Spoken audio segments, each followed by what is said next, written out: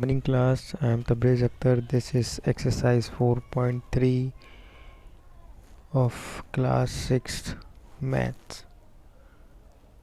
Let us start. Question number first. Name the angles in the given figure. एक figure दिया हुआ है, इसमें हमें एंगल्स के नेम देने हैं. फिगर है ABCD. अब एंगल क्या होता है?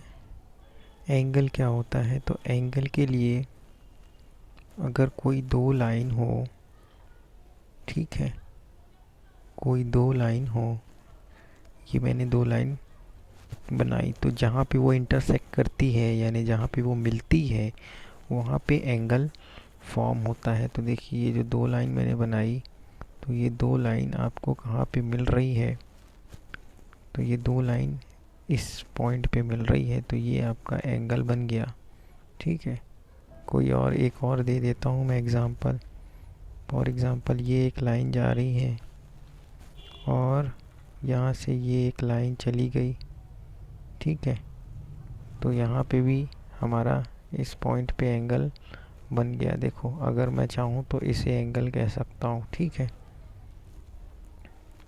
तो ये लाइन और ये लाइन से मिलके ये एंगल बन गया. तो दो लाइन जहाँ पे भी मीट करती है उसको हम कह देते हैं एंगल. ठीक है. अब आते हैं इसके आंसर में. तो इस डायग्राम में कितने एंगल बन रहे हैं, तो हम ये देखते हैं कि कहाँ कहाँ पे मीटिंग हो रही है लाइंस की. तो एक लाइन ये गई और एक ये गई, तो यहाँ पे मीटिंग हो रही है. और यही लाइन जो ऊपर गई, यही लाइन जो डी के साथ गई और फिर यहाँ पे एक लाइन दूसरी वाली गई, तो यहाँ पे डी पॉइंट में भी दो लाइन मिल रही हैं, सी पॉइंट में भी दो लाइन मिल रही हैं. ठीक है. और बी पॉइंट में भी दो लाइन मिल रही हैं. ठीक है. कैसे मिल रही हैं? देखिए एक लाइन तो यहाँ जा रही है ना, ये देखिए इस तरफ जा रही है. एक लाइन इस तरफ नीचे की तरफ जा रही है कि नहीं जा रही? ठीक है. तो यहाँ पे आपका एंगल बन रहा है, यहाँ पे बन रहा है ना. और दूसरा एंगल यहाँ पे बन रहा है, तीसरा एंगल यहाँ बन रहा है डी में, फोर्थ एंगल आपका यहाँ बन रहा है ए में. ठीक है. तो ये चार एंगल मैंने बताए. और ये चार एंगल जो बन रहे हैं उनके नेम भी तो लिखने पड़ेंगे. तो आंसर में क्या होगा? There are 4 angles in given figure. चार एंगल बनेंगे इस फिगर में. ठीक है. पहला एंगल जो है वो क्या होगा? पहला एंगल ABC है. ABC. ABC का मतलब ये AB और C का मतलब होता है कि एंगल जो है वो B है. ABC में एंगल आपका B वाला काउंट हो रहा है. ठीक है. तो बीच का वर्ड जो भी होता है, जैसे कि ABC है तो उसका बीच का वर्ड B है, तो ये एंगल B कहलाएगा. यानी B के जहाँ पे B लिखा हुआ है वही एंगल कहलाएगा. ठीक है. तो ऐसे ही ये हो गया हमारा ABC मतलब एंगल B, CDA मतलब एंगल D. तो CDA ये वाला हो गया है ना. C से स्टार्ट करो, किसी लाइन को C से स्टार्ट करो, D ले जाओ, फिर A ले जाओ, तो CDA ये आपका बन गया ये इस टाइप का. ठीक है. CDA. ठीक है. तो एंगल कौन सा है इसमें? जो बीच में D लिखा हुआ है वो एंगल है, तो D यहाँ पे ये वाला एंगल है CDA. ठीक है. उसके बाद DAB. तो D से लाइन खींचना स्टार्ट करो, DAB. तो यहाँ पे D है, फिर A तक पहुँच गया, फिर A से B, DAB. तो DAB कुछ ऐसा बन जाएगा. तो एंगल DAB में एंगल A में बनाऊंगा मैं. ठीक है. तो DAB यानी एंगल A भी कह सकते हैं इसको. DCB. अब DCB क्या है? DC और ये B. तो DCB ऐसे बन रहा है. तो एंगल कौन सा वाला है, सी वाला है, यानी डी सी बी का ये जो लाइन है उसमें एंगल सी है। ठीक है, तो ये हमने 4 एंगल बनाए, A B C, C D A, D A B और डी सी बी, ये 4 एंगल इस फिगर में।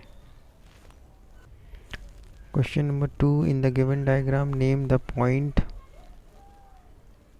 अब जो डायग्राम दिया हुआ है इसमें हमें बताने हैं, जैसे कि in the interior of D O E,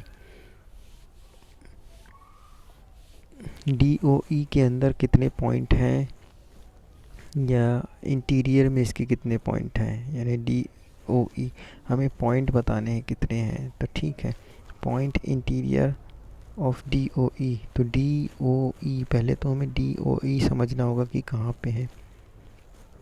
तो अगर मैं बताऊं तो डी से गए, डी ओ तक गए, और ई, ये मैंने ई तक लाइन ले ली। ठीक है, डी ओ ई मैंने बनाया। अब ये डी ओ ई में कौन सा पॉइंट है जो अवेलेबल है, वो भी इंटीरियर बोल रहा है, in the interior of D O E. Interior यानी डी ओ ई के अंदर होना चाहिए वो पॉइंट। तो डी ओ ई जो मैंने लाइन बनाई, जो कि ये है, ठीक है, इस डी ओ ई के अंदर कोई पॉइंट है।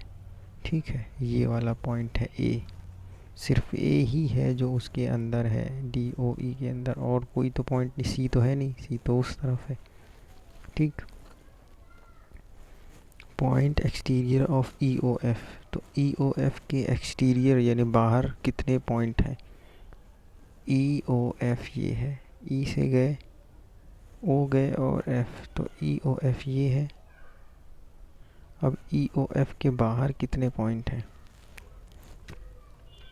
एक पॉइंट सी है।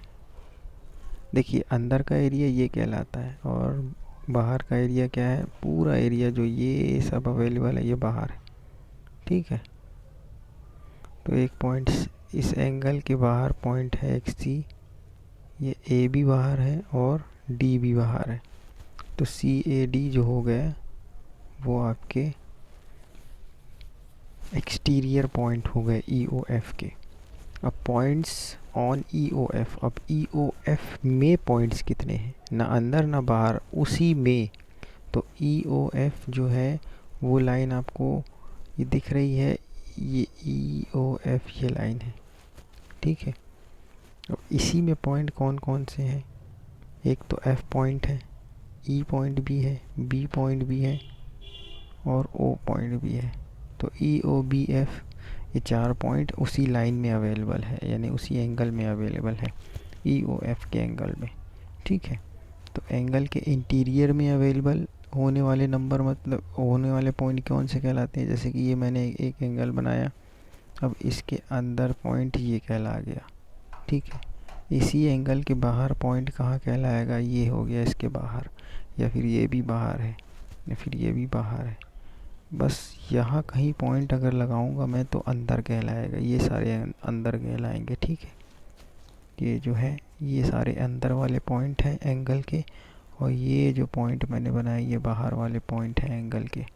ठीक, question number 3, draw rough diagram of 2 angles such that they have 1 point in common, 2 point in common, 3 point in common, 4 point in common, 1 ray in common। तो diagram बनाना है जिसमें ये सारे क्वेश्चन के जो भी दिए हुए हैं अवेलेबल स्टेटमेंट, उसको हमें कंप्लीट पूरा करना है। तो हम देखते हैं आंसर इसका। क्वेश्चन में ए बी सी डी करके 3-4 क्वेश्चन दिए हुए हैं, और क्वेश्चन कह रहा है, कॉमन कह रहा है जनरली कि ये 2 एंगल बनाने हैं हमें। 2 एंगल ऐसे बनाने हैं कि उसमें कोई एक पॉइंट कॉमन हो। ठीक है, तो मैंने ये 2 एंगल बनाए, देखो 2 एंगल मैंने इस टाइप से बनाए, ये मैंने 2 एंगल बना दिए। तो उसका जो ये बीच का पॉइंट था जहाँ पे मीट कर रहे थे, तो ये कॉमन हो गया, ये है उसका आंसर। कि एक एंगल ऐसे बनाया और एक एंगल ऐसे बनाया, तो ये दोनों एंगल कहाँ पे मिल रहे हैं, एक पॉइंट पे मिल रहे हैं, ओ पे। ठीक है, तो ये पॉइंट कॉमन है दोनों में। ठीक है, क्यों? क्योंकि ये वाला एंगल कहलाएगा सी ओ डी और ये वाला एंगल कहलाएगा ए ओ बी। तो सी O D A O B, यानी इसमें भी ओ और इसमें भी ओ, दोनों में ओ है, तो पॉइंट ओ है कॉमन दोनों में। ठीक है, उसके बाद बी में कह रहा है, इसी क्वेश्चन के बी पार्ट में कह रहा है कि ऐसा एंगल बनाइए, दो एंगल ऐसे बनाइए जिसमें दो पॉइंट कॉमन मिल जाएं। ठीक है, तो अब मैंने क्या किया, ये एक एंगल ऐसे बनाया, ठीक है, ये, और दूसरा एंगल इस यही लाइन से मिला के ये बना दिया। ठीक है, तो ये हो गया दूसरा एंगल। अब इसमें नाम दे दिया, तो यहाँ पे सी लिख दिया, यहाँ ओ लिख दिया, यहाँ बी लिख दिया और यहाँ ए नाम दे दिया। ठीक है, तो फिर क्या हुआ, यहाँ आपके दो एंगल हैं, एक एंगल ये वाला हो गया और एक एंगल इसी लाइन से मिला हुआ है जो नीचे जा रहा है, ये वाला हो गया। ठीक है, एक एंगल ये और एक एंगल ये। ठीक है, तो ये वाला एंगल जो है, ये वाला, इसका नाम है सी ओ बी, और इसी से जुड़ा हुआ ये एंगल जो है, ये वाला, इसका नाम है बी ओ ए। ठीक है, तो अब आप खुद ही देख लीजिए, एक एंगल है ए ओ बी, एक हो गया बी ओ सी, एक हो गया ए ओ बी, दूसरा हो गया बी ओ सी। तो यहाँ पे ओ भी इसके पास है, ओ भी इसके पास है, और बी भी इसके पास है, और बी भी इसके पास है। तो दो पॉइंट इसके पास भी है, दो पॉइंट इसके पास भी है, तो दो पॉइंट हो गए इसमें कॉमन, ओ और बी। अब इसी क्वेश्चन में कह रहा है कि क्वेश्चन नंबर सी में कह रहा है कि तीन पॉइंट कॉमन होने चाहिए, ऐसा एंगल बनाइए। तो फिर से हमने दो एंगल को जोड़ के बना दिया और उसमें तीन पॉइंट कॉमन ले लिए। एक पॉइंट यहाँ बी रखा, इसके बीच में एक पॉइंट ई रख दिया और एक पॉइंट ओ नीचे था ही। तो एक एंगल ऐसे बनाया, एक एंगल ऐसे बनाया, और इसके बीच में ये पॉइंट है, ये पॉइंट है, ये पॉइंट है। ठीक है, तो ये तीन पॉइंट हो गए। कौन कौन सा पॉइंट, बी, ई और ओ, ये तीन पॉइंट कॉमन हो गए। ठीक है, अब चार पॉइंट कॉमन लेना है, तो फिर से मैंने एक एंगल ऐसे बनाया, एक एंगल ऐसे बनाया, यानी दो एंगल जोड़ दिए, एक एंगल ये जोड़ दिया, एक ये जोड़ दिया।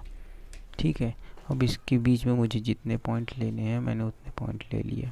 एक ये ले लिया, एक ये ले लिया, एक ये ले लिया, एक ये ले लिया, तो ये हो गए चार पॉइंट। ठीक है, तो इस टाइप के क्वेश्चन आपको कंप्लीट करना है, और लास्ट क्वेश्चन होमवर्क रहेगा आपका।